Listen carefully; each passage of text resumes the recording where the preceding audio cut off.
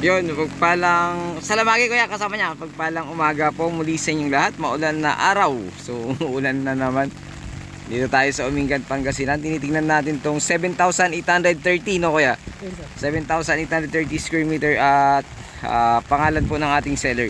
So, ito po yung umpisa ng boundary. Nasa 65 meters frontage mahigit. So ito yung umpisa ng property, itong bakod na to, ayan, bakod hanggang dun sa may Sampaloc. So sakop niya yun no kuya? Sakop niya yung Sampaloc. Tapos pag ganun po siya hanggang dun sa ating sasakyan. So tara puntahan natin. Dito sa part nito medyo malalim siya, pero hindi naman actually binabaha dito, kaya yun ang kagandahan naman. Pero dun sa part na yun medyo naka-level siya sa kalsada. So tara tignan natin. Title dito, seller name. So parang kwadrado to no kuya? Parang kwadrado siya, pero siguro may mga konti-konting kanto siguro sa likod no? May konti-konting kanto sa likod. So hindi ko mapaliparan ng drone kasi umuulan. At sana tumigil kahit saglit lang para mapaliparan natin. Pero itong ulan niya parang hindi na yung ulan na mahina na ambon. So parang hindi na siya ano. So ito may fish pan dito sa harap, ayan. Fish pan po ito. So 7,830 square meter ito. Antayin ko lang yung seller natin, kausapin natin mismo para po sa presyo. So may sinasabing presyo pero at least makausap natin yung seller. So ito yung sinasabi ko na naka-elevate siya sa kalsada. Maganda dito ka magtayo ng bahay dito sa part na ito. Ayan. So hanggang dyan yung boundary, ayan yung boundary, ayan lang. Tapos pa diretso ng ganun. Maganda sana kung mapaliparan ko to ng drone. Ayan. So along ano to, along provincial road na siya. So napakaganda. Mayroong kuryente. So internet, wala akong nakikitang cable internet, pero alam ko meron na dito. Baka internet yung nasa baba no kuya? Oh, internet yung nasa baba kasi makapal siya. So ito, dito yung boundary niya. So ulitin ko, Umingan, Pangasinan ito. From highway ito, isusukatin ko na lang pabalik ko kasi dire-diretso ng ganito ang daan papuntang highway kasi ito ay provincial highway na ito. So napakaganda. Presyo nito, sinasabi 250 pero kausapin ko yung seller natin para po makita. So ang ganyan no, ganda. Ganda ng property na ito. So sana tumilang ulan, mapaliparan natin ng konting-konti. Kasi napaka-konti lang naman to. So yung Sampaloc, tatlo yata no kuya? Tatlo yun no? Tatlong piraso ata no? Oh, parang tatlo oh. Tatlong piraso meron ka nang dong lilim kung konto. Maganda to, residential farm lot, at the same time napakagandang bakasyunan kasi napakaganda oh. Tingnan nyo naman yung paligid ng property. Kung hindi lang maulan, makikita nyo yung mga bundok sana na nakapalibot na mountain view. Ayan oh. May bundok pa dyan nakikita.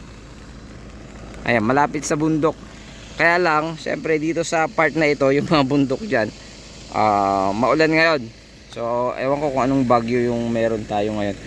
So, ayun, sana magustuhan nyo dito sa bayan ng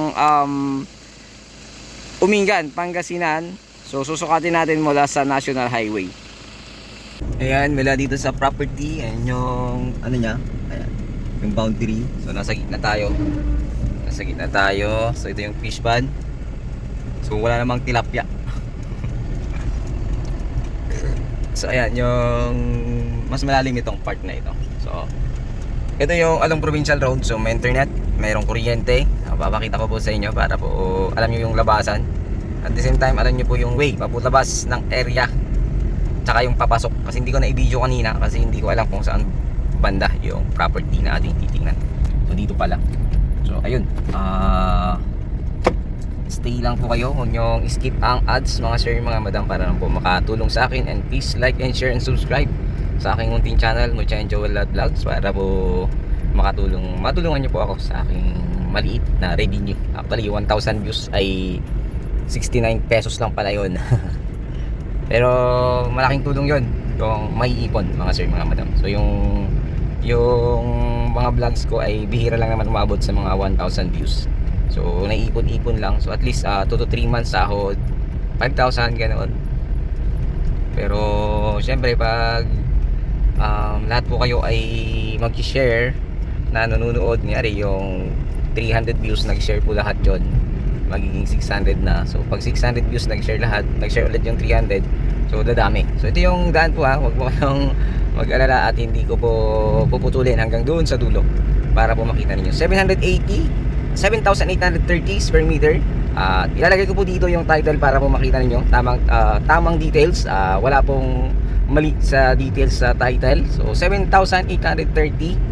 Nakausap ko yung seller natin, naka-asking talaga sila ng 220, pero sabi naman niya hanggang 200. So yung capital gain tax kasi ang pinagtatalunan. Pero syempre, sabi ko naman, usually talaga sagot ng seller, last decision pa rin yung seller po natin syempre, para po hindi naman po siya mahirapan. So sabi nung una kung yun 220 negotiable.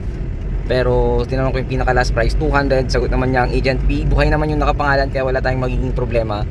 At the same time, yung sa CGT, kinakausap ko po na kung maaari sagutin na nila sa 200 para po pero depende pa rin po sa seller po natin, undecided. So pero okay yung property niya, maganda po kasi nakaalong toll lane, provincial road siya. So provincial road na kasi ito So makikita nyo, dami-daming bahay, daming internet. Nawasan na lang ang wala. So source ng water doon is deep well. So wala pong nawasa pa sa part na ito ng Umingan. Bali kumbaga siguro darating yung time mayroon ding nawasa sa lugar na ito. Kasi maraming bahay dito, ang dami. Hindi lang doon, marami pa sa mga susunod na barangay. Marami pang barangay doon sa ay bahay doon sa likod or barangay. Ilang barangay pa po doon. So makikita nyo, siniro-zero din natin kanina mula sa property, hindi pala natin na ipakita. Ayan, 1.9 kilometers na, malapit na tayo. Siguro around 1 lang to, 4 kilometers, baka below 4 kilometers below from national highway or national road. So ayan, ito po, tandaan nyo po yung dadaanan. Ayan, pwede nyo pong puntahan. At kung mabenta nyo mga idol ay sa mga dyan, kung mabenta nyo yung property at dito nyo nakita at hinanap lang at pinakita sa kasamang agent natin, more blessings to come sa inyo mga idol. So ito yung malapit na tayo, nasa 2.3 kilometers, around 4 kilometers, alam ko 4 kilometers ito. So meron pa tayong binibenta dito. Ito rin yung dito, papakita ko po sa inyo, pakapihawan natin ng konti. Ito yung 1.4 hectares, 14,000 square meter, naka-corner lot ito. Ito, ayan, na-vlog ko na to dati. Ayan, so ayan yung property, hanggang doon, hanggang dyan. So napakahaba din ng frontage yan, nasa 50 meters. So yung kanina, yung pinanggalingan natin, 65 meters yun. Sinukat ko po sa Google, nasa 66. Pero para sig tayo, 65 meters below. Ayan, 65 meters below yun. Yung dinaanan naman natin yung 50 meters yun. Pero napakaganda rin ng property na yun. Mahal nga lang yung kanyang presyo. Dati 300 lang yun, ngayon nasa 350 na to. Pataas na pataas. Nakikita ko tumaas na naman yung presyo ng kanyang property sa ibang mga agent. Ewan ko lang kung nagpatong or hindi, kasi 300 ang sagad nun malinis sa kanya. Ayun, sagot lang niya dun agent fee dun sa yun. Pero itong pinanggalingan natin ay 200 nga, 200 pesos. 200 pesos last price sagot nila ang agent fee, yung capital gain tax. Syempre nakikipag-negotiate tayo na kung maaari sa 200 sagot na nila para hindi tayo wala nang masyadong pahirapan sa pagbenta. Sa ngayon kasi mas okay na yung sigurado tayo sa 5% sa dami ng agent. Minsan nga yung mas mababa pa kami sa presyo, nasa last price kami, mabibenta pa ng ibang agent sa mataas na halaga. So minsan yung nadodoble pa nila, yung worth 1M nagagawa nilang 2M. Magagaling yung mga agent na yun. Salute sa inyo mga idol.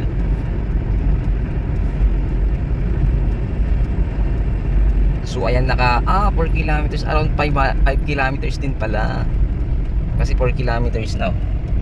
It's 4 kilometers na. Ayan, 4 kilometers na siya. So nasa din pala to, nasa 5. Ayan, 5 kilometers.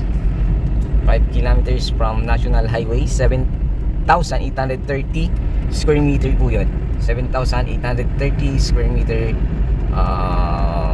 Ano lang ang takbo ko, nasa 60 below. Ayan, 60 below lang yung takbo natin. Kaya medyo ano lang siya, medyo mas matagal ng konti compare sa ano. So 4.6, nasa ano nga to, nasa 5 kilometers. 5 kilometers mahigit. Konting-konti lang siguro yung higit niya. Siguro mga 5.1, 5.2 ganun. 5.2, 5.3. Sabihin na natin 5.3. Pero hindi naman siguro aabot ng 5.3. Ayan, ayan para makita niyo. 5.2 na abot din siya ng 5.3 mahigit, baka mag 5.4 pa nga 5.4, mahigit 5.4 po siya. So yan yung details ng from National Road. Yun, napakaganda na po yan. Kaya lang wala siyang puno, nasa likod yung puno yung puno ay nasa likod po. So 5.4, ayan, 5.4 siya. 5.4 kilometers. Ayan yung National Highway yan. Dito siya papasok. Kung makita nyo yung Jesus Miracle Crusade na yan, malapit siya, paglabas mo malapit siya sa doon sa ano, sa mismong ginagawang hospital, public hospital.